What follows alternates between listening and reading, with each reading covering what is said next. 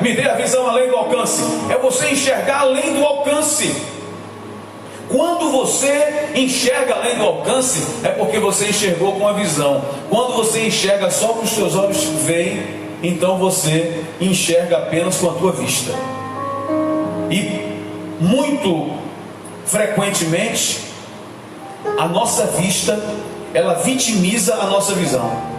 A nossa visão, ela é vitimada pela nossa vista. O mundo, gente, é regido por visão, não é por vista. Vista é fácil ter. Quantas pessoas que não enxergam, que são cegas e que têm uma visão muito maior? Por que Bartimeu tinha uma visão muito maior do que aquela multidão que estava passando por Jesus? Por que ninguém foi tocado por Jesus igual Bartimeu foi? Por que nenhum deles atraiu a atenção de Jesus e uma voz no meio da multidão, uma voz fraquinha de alguém que já vivia lá no ostracismo, jogado de lado pela sociedade? Como é que a voz de alguém ecoa tão mais alto do que a voz da multidão? E Jesus diz, ainda mandou que chamassem-no. Pediu, disse assim, chame ele. E eles foram lá e disseram, calma homem, devia estar chorando, desesperado. Calma, levanta, ele te chama. Jesus chama todo aquele que tem visão. Jesus não chama quem tem vista. E a pessoa que tem visão, ele quer sempre compartilhar. Se você é uma pessoa que aquilo que Deus te dá é sempre para fazer gerar algo em alguém, então você é uma pessoa que tem visão. Porque a vista não é compartilhada, mas a visão é compartilhada. Você tem um bem, você tem uma fazenda linda, você chega lá e fica só olhando sozinho, que graça tem? Você já pensou? Uma pessoa que tem tudo nessa vida, um ambiente paradisíaco que ele tem, mas ele chega lá e fica olhando sozinho. Que graça tem a gente ter alguma coisa se a gente estiver sozinho? Vista e visão vivem juntas. E se você realmente tem visão, você não é uma pessoa egoísta. Você não é uma pessoa que quer as coisas apenas para si, mas você tem uma visão de chegar no outro. Se você é uma pessoa que tem visão, aquilo que você sabe, você compartilha com o outro. Porque você deixa no outro um legado. Legado não é aquilo que a gente deixa para o outro, é aquilo que a gente deixa no outro. É o que a gente consegue compartilhar e que essa pessoa vai compartilhar com os outros. Deus é um Deus tão maravilhoso que Deus conecta histórias. Deus é um Deus tão maravilhoso que Ele conecta gerações. Por isso que a Bíblia diz que Deus é um Deus de Abraão, é um Deus de Isaac, é um Deus de Jacó, depois é um Deus de José, depois é um Deus que faz seu povo peregrinar também porque o desobedece. Mas Deus é um Deus que depois levanta Moisés. No Egito, onde o povo foi escravizado, Deus levantou Moisés. E Moisés teve o que, minha gente? Moisés teve visão. Moisés não teve vista. Porque quando Moisés foi chamado por Deus para salvar o povo da terra do Egito, foi muito depois. Ele teve a visão dentro do Egito. Moisés teve a visão de Deus, daquilo que Deus tinha para ele, mesmo dentro do Egito. Onde é que está escrito isso, pastor? Está escrito. Está escrito quando Moisés estava no Egito de boa, numa boa, convivendo. Ele vai passando num lugar e vê um egípcio maltratando um hebreu. Veja que Moisés, ele foi criado como filho da filha de Faraó, como neto de Faraó. A vista de Moisés estava toda condicionada ao ambiente onde ele estava vivendo. Mas agora Moisés chega e faz o quê? Ele se revolta, porque um egípcio está maltratando um hebreu. Moisés teve a visão do que Deus queria para ele antes de Deus lhe mostrar. Quem tem a visão de Deus já conhece o plano e o propósito de Deus na sua vida, mesmo antes de ser designado. Moisés teve que fugir. Fugiu do Egito porque matou um egípcio.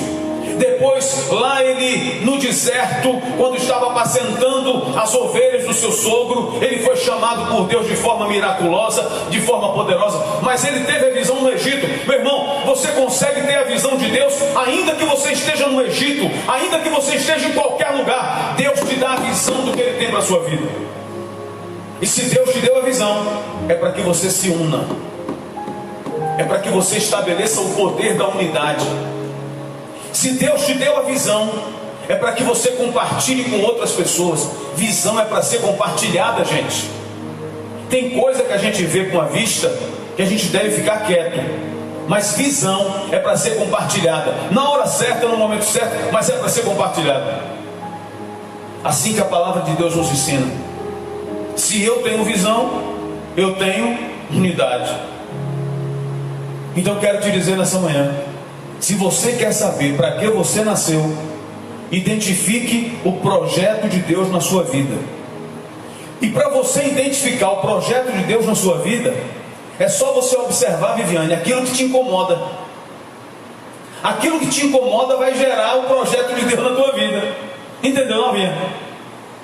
Se você se incomoda, se o Espírito Santo te traz incômodo em alguma coisa, é porque é naquilo que Deus quer te usar. É aquilo que Deus quer fazer, Giovana, a partir de você. Então aprenda a identificar esse projeto na sua vida, meu irmão.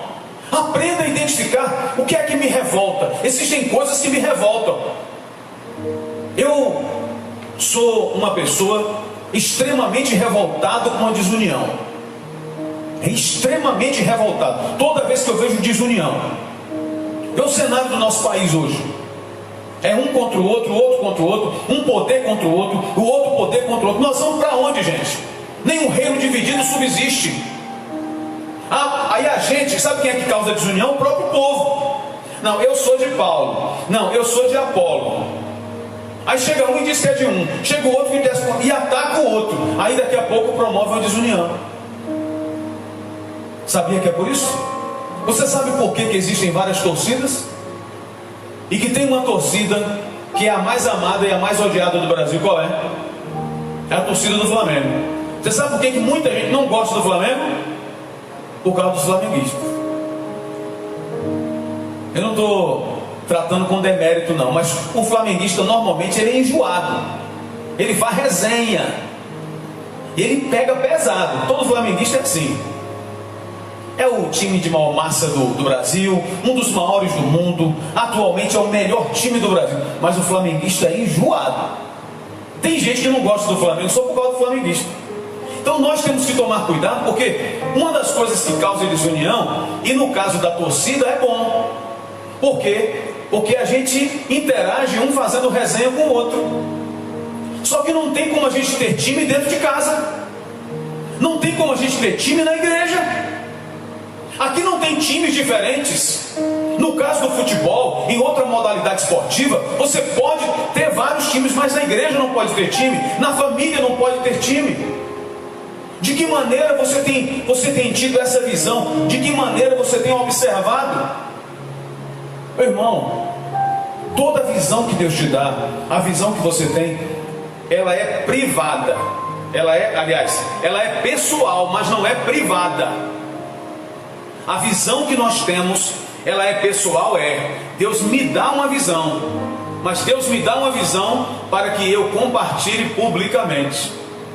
Tem uma opção no Facebook e no YouTube, quando a gente vai transmitir uma live, que diz assim: você quer que seja privada ou pública? Agora já pensou?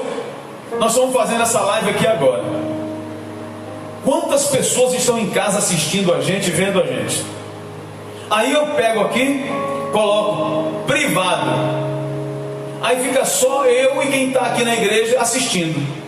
E você que está em casa não tem acesso. Aí é falta de visão. Por quê? Porque a pessoa não compartilhou com o outro. O texto que nós acabamos de ler, gente, fala-nos sobre o poder da unidade. E o poder da união vem junto com a visão. E a visão vem junto com a união. Se eu não me unir, eu não vou cumprir o propósito de Deus na minha vida. Olha a natureza. Tudo na natureza se une. Unidade não é uniformidade, Rose.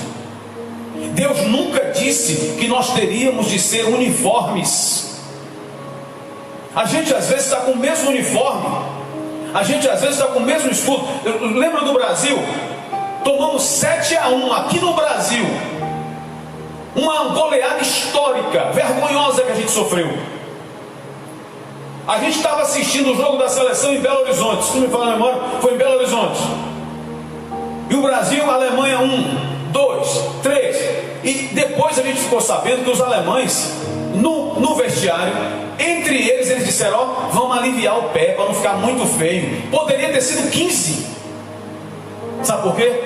Todo mundo estava com o mesmo uniforme, estava com o mesmo escudo, regidos pelo mesmo técnico, e nós tomamos 7-1 da Alemanha. Depois, inclusive, nós já ganhamos deles, mas naquela Copa a gente perdeu. O Brasil jogou 2 vezes aqui a Copa do Mundo, em 1950 e em 2014. O Brasil jogou as 2 vezes e perdeu aqui as 2 vezes. Parece que quando é aqui, a gente não se une tanto quanto se une quando é lá fora. E esse é um problema de muitas pessoas. Elas se unem muito, gostam de se unir com os que estão fora, mas elas não se unem com aqueles que estão dentro. E Davi então, escrevendo os salmos, Davi então compondo, porque salmo, gente, é composição. Você sabia que salmo é música? Salmo é música. São composições feitas pelo rei Davi e por outros músicos. Davi, compondo esse salmo, ele diz: ó, quão bom e quão suave é que os irmãos vivem em união. Vamos para o texto aqui agora. Aí ele diz assim: é como óleo precioso sobre a cabeça, o qual desce para a barba de Arão, e desce para a gola das suas vestes. Observe bem. Ele diz que é como ele quer dizer. A união é bom e agradável que os irmãos vivem em união. Mas essa união pode ser medida como?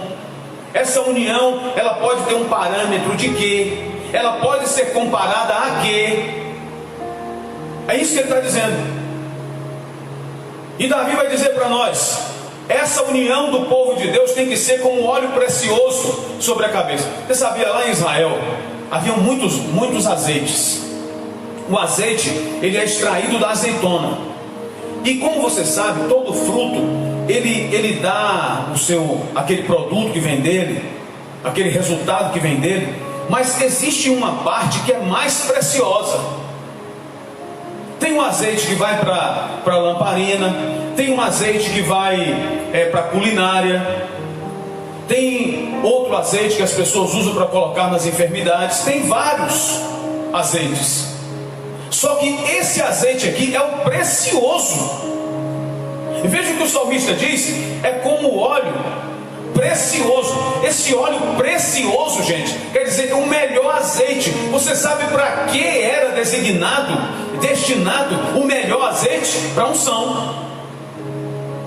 E esse melhor azeite que era destinado para unção era um azeite diferente, gente.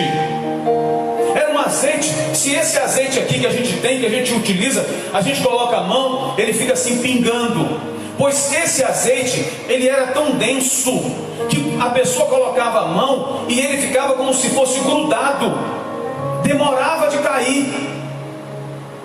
E o salmista vai dizer: a união entre os irmãos é como óleo precioso sobre a cabeça. Agora veja bem, não é apenas um azeite melhor, é sobre a cabeça do sacerdote. Que coisa linda, gente. É como o melhor azeite, o azeite mais precioso, que vai simbolizar uma unção sacerdotal. Arão aqui não é o homem, Arão aqui é o sacerdote, gente. O óleo sobre a cabeça de Arão é uma unção sacerdotal, e descia da sua cabeça, descia por sua barba e conectava com a sua roupa. Sabe o que é aqui a Bíblia? O que a Bíblia quer dizer aqui? Que a união dos filhos de Deus não tem emendas. A união de uma pessoa que é de Deus com a outra não tem emendas. Ela é junta, ó, da cabeça conecta com a barba, da barba conecta com a roupa, vai até agora os seus vestidos. Quer dizer que se eu estou em Jesus, eu tenho que me unir com você, independente de qualquer coisa. Eu tenho que ter a mesma visão que você tem, ainda que nós não sejamos uniformes, porque unidade não é uniformidade. Mas nós precisamos efetivamente entender princípios da palavra de Deus. Então ele vai dizer, é como óleo precioso, o melhor óleo, é como a essência do azeite, que é colocado aonde? No sacerdote, porque essa era a ordenança de Deus. A unção do sacerdote tem que ser o melhor azeite, e era ungido dessa forma, impregnava, sabe gente, contagiava todas as suas vestes. Aí o salmista lembra de outra coisa. Ele diz, olha gente, além desse óleo ser como, além dessa união ser como o óleo precioso que desce sobre a barba de Arão, eu vou dizer outra coisa para vocês que essa unidade é, que essa união é. Você vê quanto é importante a gente ser unido. Mas às vezes o pior de tudo é que a gente costuma se unir por interesses. O pior de tudo é que a gente não se une em muitos momentos por espontaneidade. A gente só se une mais pela necessidade. Já viu como é? Eu critico. Eu gosto de criticar, sabe por quê? É porque na crítica vem a dúvida, e na dúvida vem as respostas. A gente precisa criticar para que a gente possa encontrar soluções de viver melhor. Esses dias uma pessoa falou comigo assim, pastor, que coisa linda está a união dos pastores de Jiquié, né pastor? Ô pastor, tá lindo, estou achando maravilhoso. As igrejas, os pastores se unindo maravilhosamente. Eu falei com ele, amém meu irmão, glória a Deus por isso. Mas eu quero observar uma coisa para o irmão. Existe a união de antes e a união do depois. Porque na hora da crise, na hora da necessidade, muitas pessoas se unem por interesse. Comentei com ele, meu irmão, essa união é necessidade ou é sentimento? Ah pastor, mas de qualquer forma está unindo. Sim, mas nós precisamos pensar, sabe por quê? Porque se a gente criticar agora, quem está se unindo por interesse agora, depois continua unido, até por vergonha. Tem uns que são unidos mesmos. Temos vários colegas aqui de nossa cidade, somos unidos, porque nós somos uma igreja só, uníssona. O que é uma igreja uníssona? Nós temos aqui vários instrumentos. Temos aqui um piano, um violão, um contrabaixo, uma bateria. Imagine, se um tocar um ritmo e outro tocar o outro. Se uma corda estiver desafinada, são várias cordas, com várias notas, mas que faz um acorde só, isso é uníssono. Se nós cantarmos desafinado, como é que será? Nós não precisamos ser iguais para nos unir. Então tem muita gente que se une, mas na hora da necessidade. Passou a necessidade? Não, eu sou o melhor. É o chamado idiota, o egoísta. Eu me uni naquela hora, foi só naquela hora. É igual a pessoa que se une por eventos. Não vai ter o evento tal, eu me uno. Acabou o evento, então não quero saber mais não. Meu irmão, a gente precisa pensar em unidade, e pensar em unidade de forma permanente. A união que a Bíblia está dizendo é que a união não se desconecta.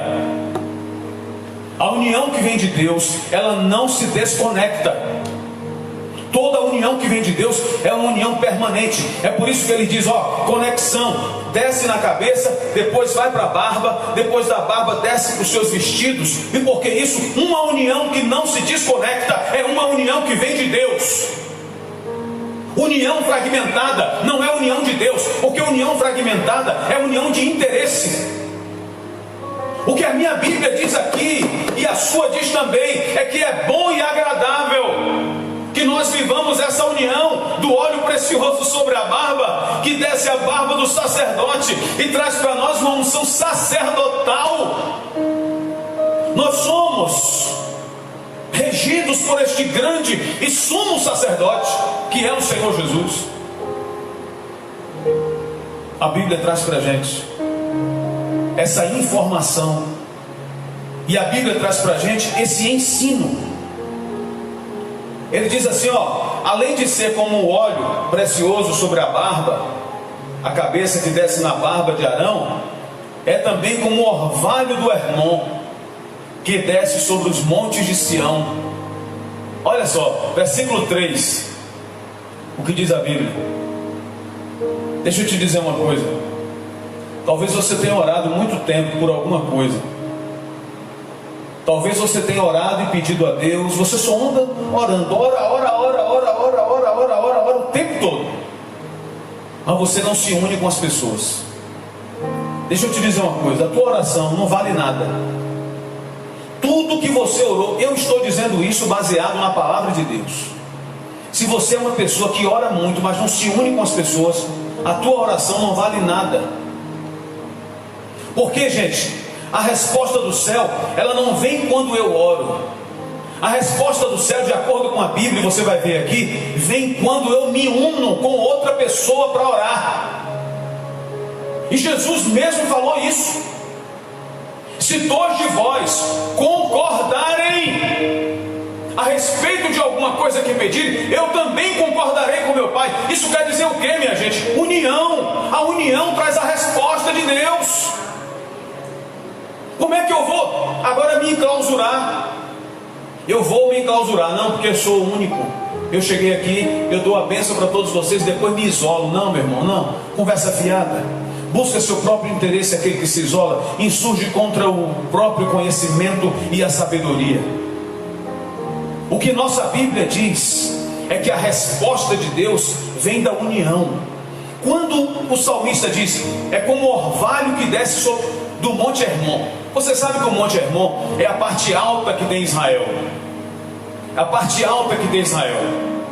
E no Monte Hermon ele tem uma curiosidade muito peculiar. Ele traz um ensino para nós muito interessante. O Monte Hermon, nas suas colinas, se você observar a geografia de Israel, você vai ver que no pico do Monte Hermon, em cima do Monte Hermon, neva. É um lugar muito alto e neva. Só que todos os arredores faz um sol escaldante. Mas só no pico do Monte Hermon, em cima do monte, fica nevando o tempo todo. Gente, por que acontece isso? Deus tem um pacto com Israel. Você sabe, Deus tem um pacto com Israel. Aquela nação, Deus tem um pacto diferente. E nós somos, por extensão, o Israel de Deus. Você sabe onde é que nasce o Rio Jordão? Ele não nasce. Ele vem do Monte Hermon. Aqui na nossa igreja tem uma foto da primeira queda do Rio Jordão. Aí é onde começa o Rio Jordão. Você sabe de onde vem a água do Rio Jordão? A água do Rio Jordão vem do Monte Hermon. Você já viu dizer isso? A água do Rio Jordão vem do Monte Hermon. Daquela neve, é um mistério que tem ali. Deus tem um pacto.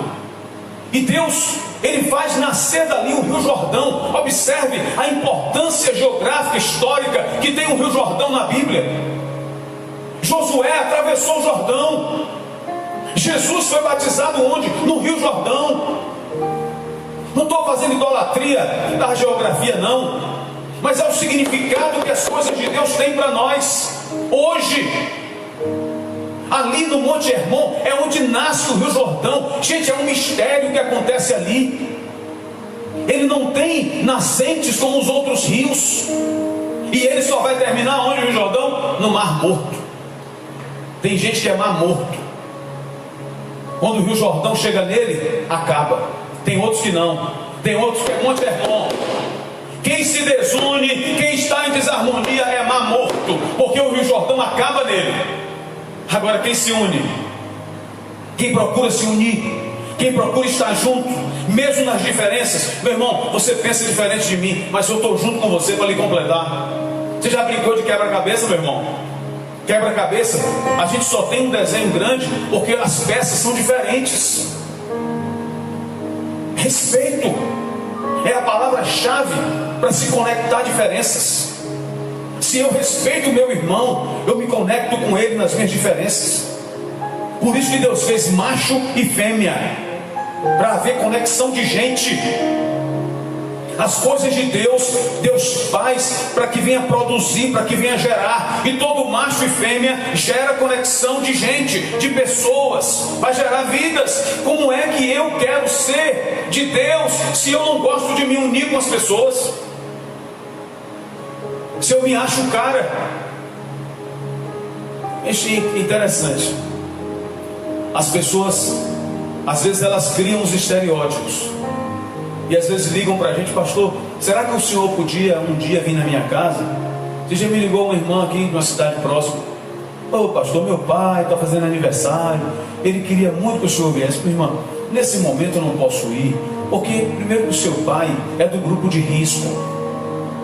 Mas assim que passar isso, eu tenho um compromisso, vou sair da minha cidade, vou até a sua cidade, conhecer seu pai, abraçar seu pai. Eu não sou nada. Observando nesse sentido, nós não somos nada. Para se julgar melhor do que o outro, de não ver o outro, de abraçar o outro, de estar com o outro.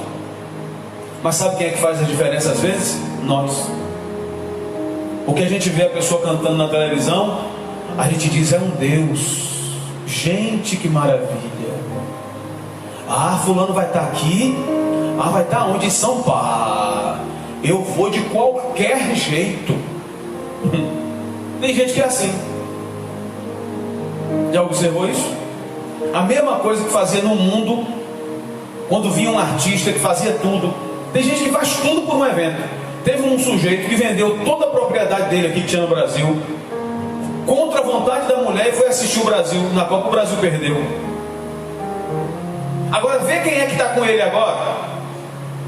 Meu irmão, você primeiro precisa se unir com os que estão em casa. O Rio Jordão é o rio de Deus. Deus tem um mistério ali nesse rio, naquele rio. Nesse rio, nós temos aqui uma foto dele, da nascente, de onde ele começa. Um dia eu quero ir lá. Tem uma cachoeira linda que começa, onde começa o Rio Jordão. Tem um pier, assim, ó, eu já vi algumas imagens. Tem um pier, e as pessoas chegam e veem a queda do Jordão ali, onde ele começa mesmo. Sabe, Deus tem um mistério comigo e contigo, mas Deus só desenvolverá esse mistério na nossa vida através da união. E você sabe, meu irmão, minha irmã, onde é que começa essa unidade? Começa na sua casa. Jesus disse que um reino dividido contra si mesmo não subsiste, e toda casa dividida contra si mesmo ficará deserta. Então, se não houver unidade na minha casa, vai haver deserto lá. Você quer florear sua casa? Você quer florir sua casa? Você quer encher sua casa de águas cristalinas, de flores lindas? Não coloque apenas nos vasos, não coloque apenas próximo ao jardim de sua casa. Faça isso como, pastor? Com a unidade, com a união dentro da sua casa. Cada um que se une dentro de casa, gente, é uma flor linda desse jardim. Porque a Bíblia diz que a união traz a eternidade. Está escrito aqui, ó: ali ordena o Senhor a sua bênção. Olha o que eu falei, pastora, que não adianta orar se não tem união. O que traz a resposta de Deus é a união, não é o ato de pedir. Por isso que o Pai Nosso não é meu. Já viu? O Pai Nosso, quando Jesus ensinou a oração do Pai Nosso, Cláudio, ele disse assim: meu Pai que está nos céus. Ele não fez isso. Vocês vão orar assim, ó: Pai Nosso que está nos céus. É nosso, porque nós precisamos orar juntos, porque nós precisamos pedir juntos e buscar a presença de Deus. É importante, meu irmão, que você entenda isso, que você compreenda isso.